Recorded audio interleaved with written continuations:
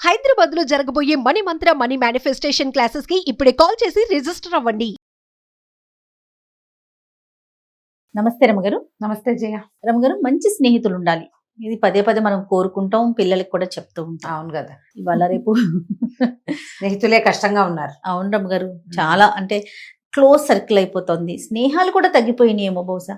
నేను ఇంకొకటి అబ్జర్వ్ చేస్తాను రమగారు, మగ పిల్లలకు ఉన్నంత ఫ్రెండ్స్ వాళ్ళు 10th క్లాస్ ఫ్రెండ్స్ ని ఇంటర్ ఇప్పటికీ కంటిన్యూ చేస్తానే, ఎంత పెద్దోళ్ళైనా కంటిన్యూ చేస్తారు.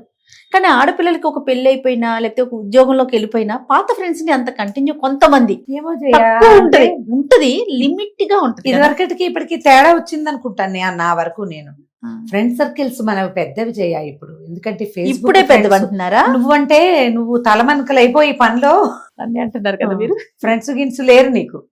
కాలక్షేపము, చిట్ చాటింగ్, షేరింగ్ కి నీకు అసలు అవసరం ఏముంది? ఖాళీ ఏది నీకు?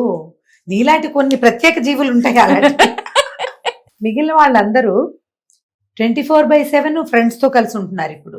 So Facebook friends extremely sorry అండి, నా ఆలోచన రాంగ్ అయితే. రమ్ గారు చెప్పింది 100% కరెక్ట్. సోషల్ మీడియాలో ఫ్రెండ్స్, ఇన్స్టాలో ఫ్రెండ్స్, కొత్త కొత్త సర్కిల్స్, బిజినెస్ సర్కిల్స్ లో ఫ్రెండ్స్, ఇంటి చుట్టుపక్కల ఫ్రెండ్స్, ఇవి పెరిగినాయి జయ. తర్వాత మనకి వాట్సాప్ గ్రూప్లు వచ్చినాయి చూడు. అవునండి, అవును. School friends, college friends, university friends, group colonial friends, ఒకే కాలనీ ఫ్రెండ్స్.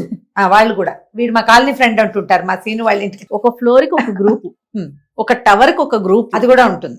అలా కూడా ఉంది. కమ్యూనిటీకి ఒక గ్రూప్. ఇప్పుడు ఇందులో ఉన్నాయా ఈ మొత్తం స్నేహితుల సమూహాలు ఉన్నాయా? వీటిలలో బెస్ట్ ఫ్రెండ్స్ ఎంతమంది ఉంటారంటే ఇలాగే లెక్క పెట్టుకోవాలి మనం. అంతే. 10,000 రావు, 5 కూడా రావు, 2 లేదా 3 వీటికేసే చూసుకుంటుంటాం మనం. అంతే, అంతకంటే మిగిలినంతా ఊరికే స్నేహాలు, ఒట్టొట్టి స్నేహాలు, హాయ్ బాయ్ స్నేహాలు, ఏదో చిన్న చిన్న ఇచ్చిపుచ్చుకునే స్నేహాలు, ఓ ట్రిప్ కలిసి వెళ్ళే స్నేహాలు, ఇవన్నీ ఉంటాయమ్మా. ఇందులో మనసిచ్చి పుచ్చుకునే స్నేహాలు ఎన్నుంటాయి? ఇది లెక్క. మీకు ఎంతమంది ఉంటారు అమ్మారు? మీరు అన్నట్లు మనసు ఇచ్చి పుచ్చుకునే స్నేహాలు. చిన్నప్పటి స్కూల్ ఫ్రెండ్స్ లో అయితే శారదొకతి. కాలేజ్ ఫ్రెండ్స్, నా కాలేజీ లైఫ్ లో నాకు ఫ్రెండ్స్ లేరు, కానీ 1 సంవత్సరమే ఉండి వెళ్ళిపోయిన పావని ఒకటి బాగా క్లోజ్ ఫ్రెండే. వీళ్ళు శారద, పావని, వీళ్ళిద్దరు. తర్వాత ఇంకా పైకి వెళ్ళాక నేను తిరుపతిలో ఉన్నప్పుడు ఫ్రెండ్స్ లో నుంచి నాతోటి టచ్ లో ఉన్న వాళ్ళు ఎవరు లేరు, కానీ ఎప్పుడైనా మాట్లాడుకుంటాం, ఎప్పుడైనా సార్, కానీ వాళ్ళు ఎవరు నా క్లోజ్ ఫ్రెండ్స్ గా నేను చెప్పుకోలేను. బాగా పెద్ద అయ్యాక మనసు ఇచ్చి పుచ్చుకున్న స్నేహాలు కొన్ని కలిసినాయి, కొన్ని మనసులు విరిగిపోయినాయి అనుకో. పోతాయిగా, తప్పదు. ఇక మనం రైలు ఎక్కి దిగేటప్పుడు రైల్లో మనతో కొంత మటుకు ప్రయాణం చేసి దిగుతాయి, కానీ ఉన్నప్పుడు నేను ఇప్పుడు తలుచుకున్నా వాళ్ళని నాకు చాలా సంతోషంగాను, వాళ్ళతో స్పెండ్ చేసిన సమయం అద్భుతమైన సమయంగాను, వాళ్ళ దగ్గర నేర్చుకున్న విషయాలు చాలా మంచివిగాను. నేను అలాగే అంటే చేదుగా నేనేమి విడిపోలేదు ఎవరితోటి, అదే అలా జరగల. ఇప్పుడు కూడా మనసు ఇచ్చిపుచ్చుకున్న స్నేహాలు ఉన్నారు. మా శ్యామల్ గారు ఉన్నారు, ఒక శాంతి గారు ఉన్నారు, ఒకటి మా వాడు ఉన్నాడు కదా కుర్రాడు అరుణ్. వీళ్ళతోటి మంచి ఫ్రెండ్షిప్ ఉంది. మా వికీపీడియా ఏం కావాలన్నా అరుణ్ ఏమిట్రా నాయనా ఇది అని అడిగితే చెప్పేస్తాడు.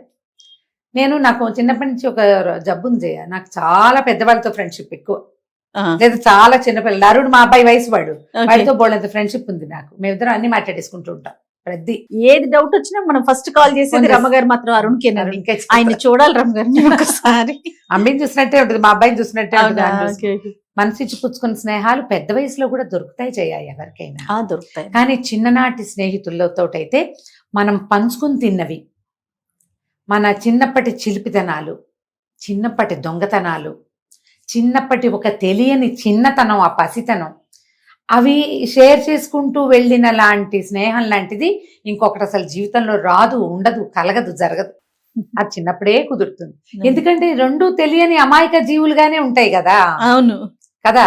ఆ తెలిసి తెలియని తనంలో ఇద్దరు కలిసి నేర్చుకుంటారు చాలా విషయాలు. ఆ స్నేహమే వేరేగా ఉంటుంది. చిన్ననాటి స్నేహితులు అంటారు, అది వేరే కదా. అంతే. ఎంత పెద్దవాళ్ళైనా 50 ఏళ్ళ తర్వాత కలిసినా ఆ చిన్నప్పటివి తలుచుకుంటారు. ఈ మధ్యలో వాళ్ళకి తలుచుకునేందుకు అన్నుండవు మ్యాటర్స్. ఆ చిన్నప్పటి తెలియనితనాన్ని తలుచుకుంటేనే మనుషులకు సంతోషం వస్తుంది. చూడు ఎన్ని విషయాలు మాట్లాడేమో. సూపర్. ఈ ఫ్రెండ్షిప్ మీద ఒక కథ చెప్తా చూడండి. ఏ స్టోరీ అండి ఇది? కథా సరిసాగరంలో నుంచి ఒక కథ. సరయూ నది తీరంలో రాజ్యం ఉండేది. ఓ రాజుగారు, మంత్రి గారు ఉన్నారు. ఫ్రెండ్స్ గురించా? రాజు మంత్రి ఉన్నారు, కానీ వాళ్ళ పేర్లు చెప్పట్లేదు. రాజుగారికి ఒక కుమారుడు, మంత్రి గారికి ఒక కుమారుడు ఉన్నారు. రాజుగారి అబ్బాయి పేరు సన్మార్గుడు, మంత్రి గారి అబ్బాయి గుణభద్రుడు. ఈ సన్మార్గుడు గుణభద్రుడు కలిసి ఒక దగ్గర రోజుల్లోనే పుట్టారు, ఒక 4-5 రోజుల తేడాతోటి. దాంతో బాగా పిల్లలు 10 నెలలు 8 నెలల వయసు అప్పటి నుంచి ఒకే చోట ఆడుకోవటం అలవాటయ్యి వాళ్ళు పంచప్రాణాలుగా ఉండేవాళ్ళు. ఈ మంత్రులు సైన్యాధిపతులు రాజుగారికి నమ్మిన బంట్లుగా ఉండి తమ పిల్లలు రాజకుమారులకి నమ్మిన బంట్లుగా ఉండేలాగా దోహదపడేవాళ్ళు. ఆ కాలం అట్లా జరిగేది. మంత్రి గారి అబ్బాయి మంత్రి అవ్వాలి, రాజుగారి అబ్బాయి రాజు అయితే మంత్రి గారి అబ్బాయి మంత్రి, సైన్యాధిపతి కొడుకు సైన్యాధిపతి. సైన్యాధిపతి రాజు అయ్యే సిచ్యువేషన్స్ కూడా వచ్చేవి రేర్గా, కానీ అది మనుషులు మంచి వాళ్ళు అయితే జరిగేది కదా, ఏదో కృతజ్ఞులు అయితే జరిగేది. అయితే ఈ సన్మార్గుడు గుణభద్రుడు ఇద్దరు కలిసే పెరిగారు, కలిసి చదువుకున్నారు, ఒకళ్ళనొకళ్ళు మంచి సపోర్ట్ చేసుకునేవాళ్ళు. గుణభద్రుడికి ఎంతసేపు సన్మార్గుడి ఆరోగ్యము, అతని గుడ్ విల్, అతను హాయిగా ఉండటమే కావాలి. అయితే ఏమైంది, కొంతకాలం పిల్లలు పెద్దవాళ్ళు అయ్యాక వీళ్ళకి పొరుగునున్న రాజుగారి అమ్మాయితో సన్మార్గుడికి, ఇంకొంచెం అవతలగా ఉన్న రాజ్యంలో మంత్రి గారి అమ్మాయితోటి గుణభద్రుడికి పెళ్లిళ్ళు అయినాయి. ఒక 2-3 నెలల తేడాలో వివాహాలైనాయి. ఆ అమ్మాయిల పెళ్లి కూతుళ్ళు ఇద్దరు వీళ్ళ ఊరు వచ్చారు, కొంతకాలం హాయిగానే ఉన్నారు. కొన్నాళ్ళు అయిన తర్వాత ఆడపిల్లల్ని పుట్టిళ్ళకి పంపుతారుగా, ముందు కాలంలో పంపేవాళ్ళు కాదు, ఇటు తర్వాత కాలంలో ఈ కథాకాలం నాటికి ఇది జరిగేది. అయితే ఈ అమ్మాయిలు ఇద్దరు వాళ్ళ పుట్టిళ్ళకి వెళ్ళిపోయారు. అప్పట్లో ఏంటంటే ఏదో 2 రోజులకి వెళ్ళి 3 రోజులు తిరుగు చేయటాలు అవి ఉండేవి కాదు, ఒక 6 నెలలు 8 నెలలు అట్లా జరిగేది. రాజకుమార్తె వెళ్ళిపోయింది, మంత్రి కుమార్తె వెళ్ళిపోయింది. సన్మార్గుడు గుణభద్రుడు కొద్ది రోజులు వేటలాడారు, అవి ఇవి ఆడిన తర్వాత ఏమిటో ఇంతకాలం అయిపోయింది, వీళ్ళు వచ్చే మార్గం ఎన్నుకోవట్లేదు, రావటం లేదు, ఆడవాళ్ళిద్దరూ మనమే వెళ్ళి చూసొద్దామా అని మాట్లాడుకున్నారు. సరే, రాజుగారు ఏమన్నారు, ఇంకా యువరాజుగానే ఉన్నాడు సన్మార్గుడు. ఆ రాజు అయ్యే లోపల 4 ఊళ్ళు చూసినట్టు ఉంటుంది, ఇద్దరే ఒంటరిగా ప్రయాణం చేసి మీ భార్యలను చూసి మీ అత్తవారు పంపిస్తామంటే మంది మార్బలంతో సహా వెనక్కి రండి చెరుకో గుర్రము వేసుకుని వెళ్ళమన్నారు. వీళ్ళిద్దరూ బయలుదేరి వెళ్ళారు. మధ్యదారిలో ఒక అడవిలో ఆగారు. అయితే సన్మార్గుడు అన్నాడు, ఒళ్ళు ఊపేస్తుంది, ఏదో కాస్త ఆహారం తేడా చేసింది నాకు, వీళ్ళు చాలా బరువుగా ఉందంటే గుణభద్రుడు అన్నాడు, నువ్వు పడుకో, రెస్ట్ తీసుకో, నాకేం అలసటగా లేదు, నేను కాళ్ళు చాపుకుని కూర్చున్నా చాలు నాకు, నువ్వు నిద్రపో 2 గంటలు, లేచి ప్రయాణం చేద్దామని తను కాళ్ళు చాపుకుని కూర్చుని తన తొడ మీద తలబెట్టుకుని పడుకునేలాగా సన్మార్గుడికి పడక ఏర్పరిచి గుణభద్రుడు ఆ చెట్టు బోధకి తల నుంచి కళ్ళు మూసుకున్నాడు. సన్మార్గుడు నిద్రపోయాడు. ఈ చెట్టు మీద 2 గువ్వపిట్టలు ఉన్నాయి. ఆ గువ్వలు కిచక నోరు మూసుకోకుండా మాట్లాడుతూనే ఉన్నాయి. ముందు గుణభద్రుడు వినల, తర్వాత అతనికి అవి మాట్లాడుకుంటున్నాయని, తమ గురించే మాట్లాడుతున్నాయని అర్థమైంది. అతనికి పక్షి భాష వచ్చు. హాయిగా నిద్రపోతున్నాడు యువరాజు. రేపు తెల్లారేసరికల్లా ప్రాణాలు పోతాయి, అందుకే అలసట వచ్చేసింది చూసావా ముందు అని మాట్లాడుకుంటుంది.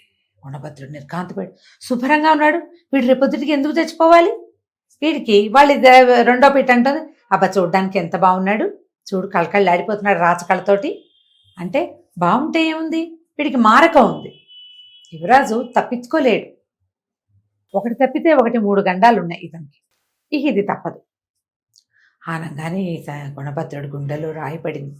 గండాలు ఉన్నాయంటే ఇప్పుడు రాజకుమారుడు వెళ్ళే దారి ఒకటి ఉంది, ఆ దారిలో ఉండాలి ఆ గండాలు. సరే, దీన్ని సరిచేద్దామని ఏ గుండె దిటవు చేసుకున్నాడు. ఈ సన్మార్గుడికి చెప్పల, మాట్లాడకుండా ఊరుకున్నాడు. బయలుదేరి అదేంటి మణిభద్ర నగరమో మణిమేఖలా నగర రాజకుమార్తెని పెళ్లి చేసుకున్నాడు సన్మార్గుడు. ఆ రాజ్యం తాలూకు మొగదల్లోకి వెళ్ళి, ఇన్ని మేము అల్లుడు గారు తీసుకొచ్చానని అక్కడ ఉన్న సైనికులకు చెప్పాడు. చెప్పంగానే వాళ్ళు ఏం చేశారు, లోపలికి కబురు చేశారు, అల్లుడు గారు వచ్చారని.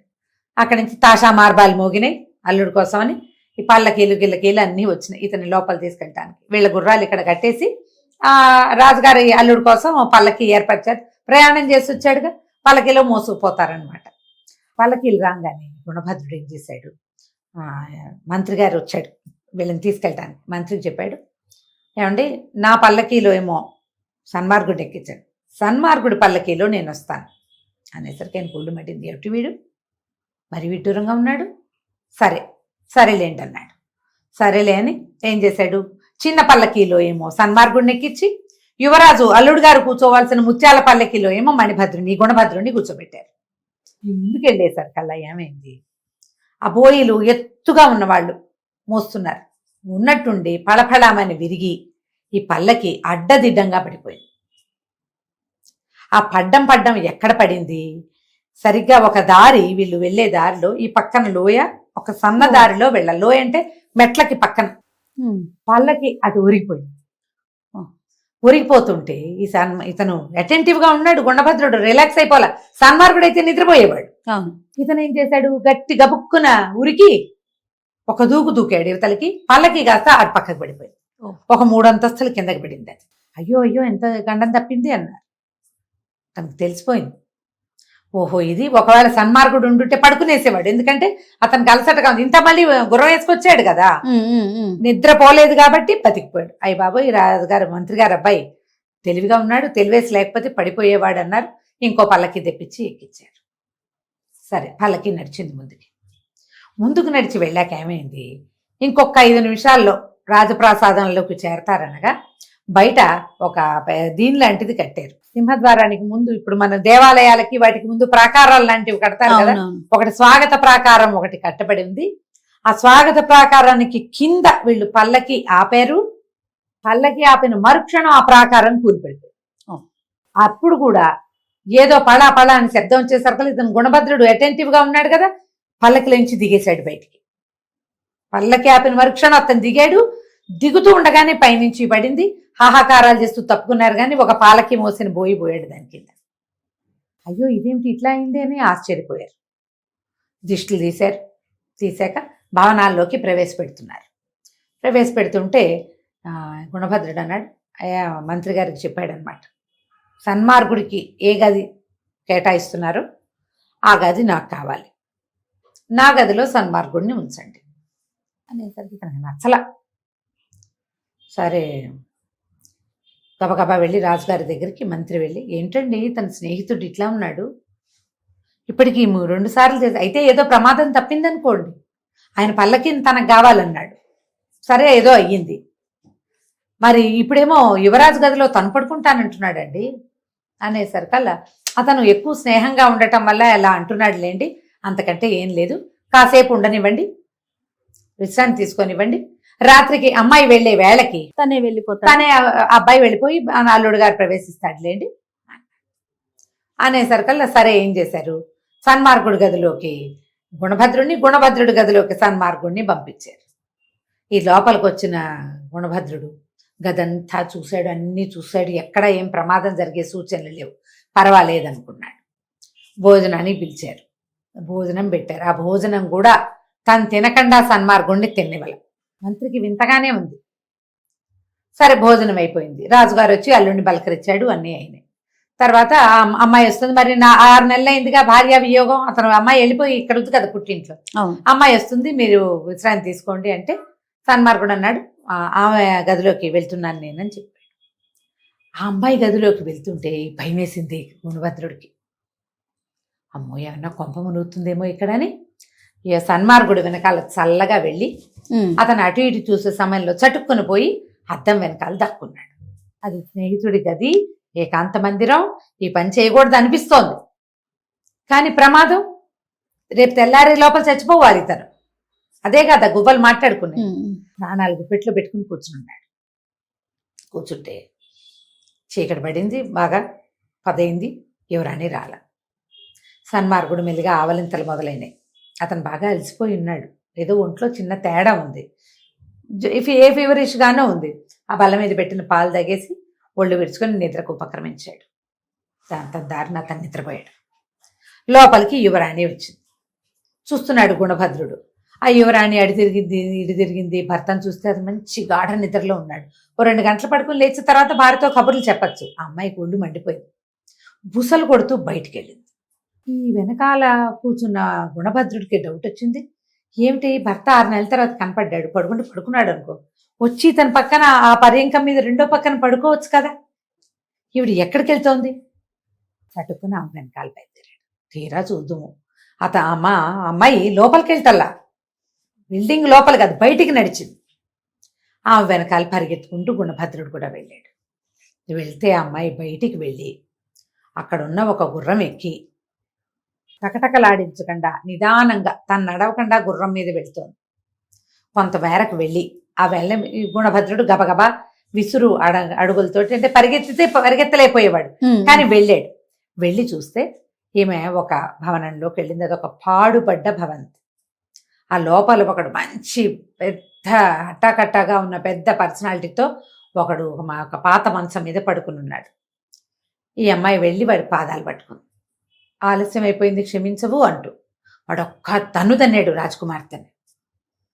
తన్నటం ఎవరికెవ్వమని నా భర్త వచ్చాడు. ఎప్పటికీ అతను నాతోటి ఏం మాట్లాడలేదు. నిద్రపోతుంటే విసిగిపోయి నువ్వు నా కోసం వేచి ఉంటావని వచ్చాను. అతను వస్తాడని మాకు తెలీదు అని ఏదో చెప్తుంటే ఇంత ఆలస్యం వస్తావా, నేను ఎప్పటి నుంచి నీకు వేచి ఉన్నానని పటా కొట్టేశాడు అమ్మాయిని. ఈ అమ్మాయి వాడిని బతిమలాడి కాళ్ళు చేతులు పట్టుకుని, క్షమించు, నువ్వు వేచి ఉంటావని నాకు తెలుసు, నా భర్త రావటం వల్ల బాగుండదని ఉండిపోయాను అంతే అని చెప్పి అతన్ని కావులించుకుంది. ఈ మంత్రి కుమారుడు చూస్తూనే ఉన్నాడు. ఆ అమ్మాయి భర్తతో చేయవలసిన సరాగమంతా ఇక్కడున్న ఈ చోరశిఖామణిలాగా దొంగలాగా కనపడుతున్నాడు వాడు.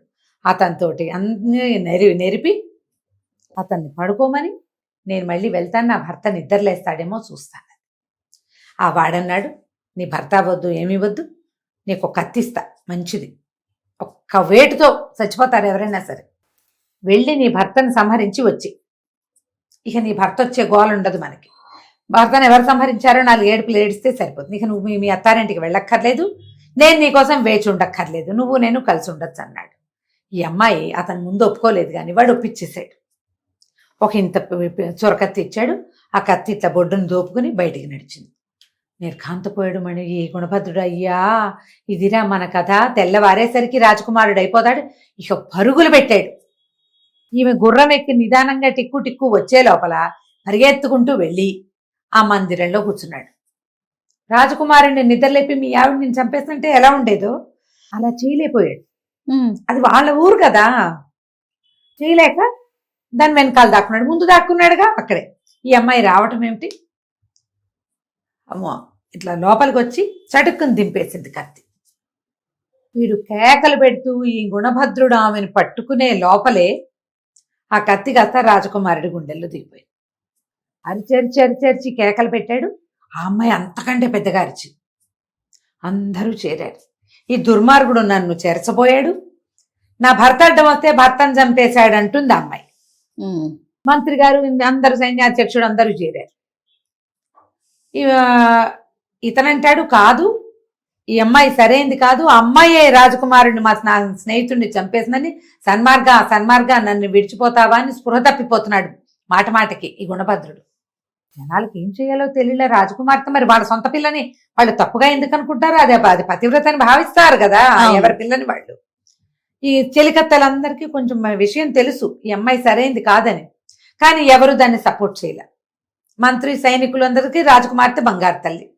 రాజుగారు వచ్చాడు హుటాహుటిన, అయ్యో నా అల్లుడిని చంపేశాడు, ఎవడరా అంటే వీడన్నారు మన ఈ గుణభద్రుడు. ఈ గుణభద్రుడిని అరెస్ట్ చేయండి, చంపేయండి, తెల్లవారేసరికి ఉరిదీయండి అన్నారు. ఈ స్పృహ తప్పిపోయి వేళ్లాడిపోతూ సన్మార్గాన్ని ఏడుస్తున్నటువంటి ఈ గుణభద్రుణ్ణి గొలుసులు కట్టి మరీ తీసుకుపోయారు. ఈ రాజకుమారుడికి ఏదో అంత్యక్రియలు అవి చెయ్యాలంటే వాళ్ళ అమ్మా నాన్నకి తెలియవద్దు. ఈ ప్రేతం పాడవకుండా ఏదైనా ఏర్పాటు చేయండి అన్నాడు రాజు. రాజకుమార్తెను ఓదార్చాడు. ఆవిడ పిచ్చపిచ్చగా ఏడ్చేస్తోంది. మంత్రి గారికి డౌట్ పట్టుకుంది. ఆయన ఈ గుణభద్రుడు ఊళ్ళోకి వచ్చిన దగ్గర నుంచి అతని ప్రవర్తనని చూసున్నాడు.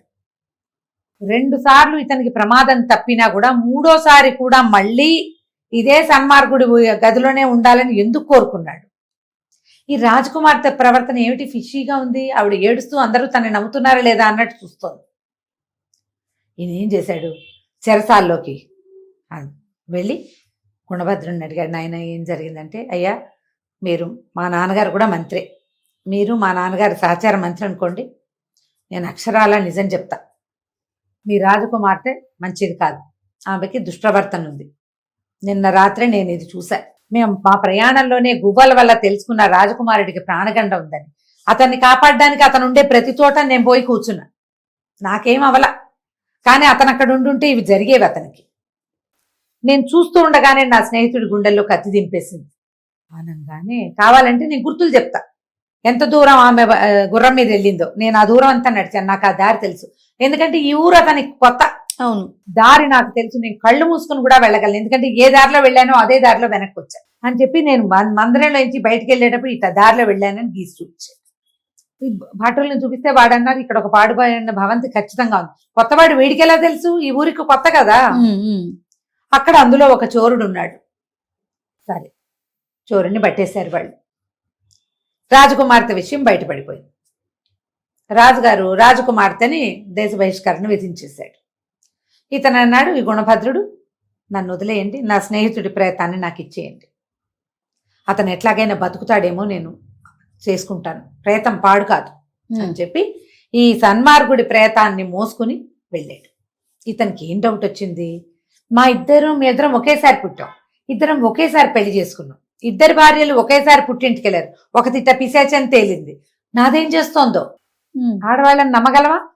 ఈ మాట అనుకోవటం బాధే, మనమ్మ కూడా ఆడదే కదా, బాధగా ఉంటుంది. కానీ అసలు ఇక్కడ ఇలా జరిగింది కదా.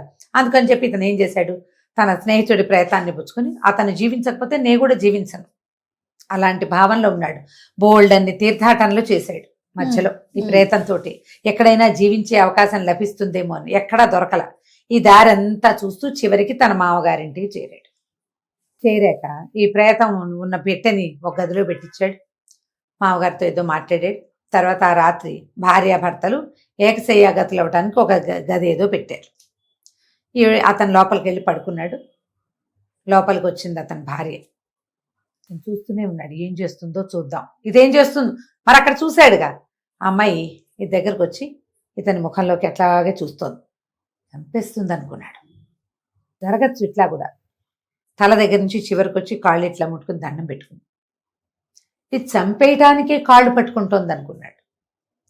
ఏం చేసింది, ఇక్కడి నుంచి అవతలకి వెళ్ళి మెళ్ళలో ఉన్న నగలు అలంకారాలు అన్నీ తీసి అక్కడ పెట్టి చూస్తూనే ఉన్నాడు. జుట్టు ముడి కూడా తీసింది, జడంతా పొడుగు తీసింది, జుట్టు వెరబోసుకుంది. ఒక మూల కత్తులు అవి పెట్టున్నాయి, ఒక కత్తి తీసుకుంది. అని చూస్తున్నాడు, ఏదో చేస్తుందని. కత్తి తీసుకున్న ఆమె మంచం వైపుకి రాల, వాకిలి వైపుకి వెళ్ళిపోయింది. ఏదో జరుగుతుందని ఈ గుణభద్రుడు భార్య వెనకాలబడి నడవటం మొదలుపెట్టాడు. ఆ అమ్మాయి ఎక్కడికో నడిచి వెళ్ళిపోతుంది. కత్తిపుచ్చుకుని జుట్టు విరబోసుకుంది. నిరలంకారం, ఒక్క అలంకారం లేదు. మెళ్ళలో మంగళసూత్రాలు మాత్రం ఉన్నాయి. నగా నట్రా తీసేసింది మొత్తం. అక్కడికి ఎక్కడికో వెళ్తుంటే ఒక పురాతనమైనటువంటి అమ్మవారి దేవాలయం లోపలికి వెళ్ళి వెళ్ళేసరికి లోపలికి వెళ్ళి నుంచుంది అమ్మ దగ్గర. అమ్మ, 6 నెలల నుంచి నా భర్త కోసం వేచి ఉన్నా, రాలేదు, వస్తాడనుకుంటున్నా, ఇన్నాళ్ళకి వచ్చాడు. నా భర్త ముఖం చూసి చచ్చిపోవటానికి నిశ్చయించుకుని ఉన్నా. నా భర్త నా కోసం వస్తే శిరస్సు ఇస్తానని మొక్కుకున్నాను నీకు. ఆయన వచ్చాడు, చూశాను, శిరస్సు ఇదిగో, నా శిరస్సు తీసుకో అని చెప్పి మెడ నరుక్కోవటానికి సిద్ధపడింది అమ్మాయి.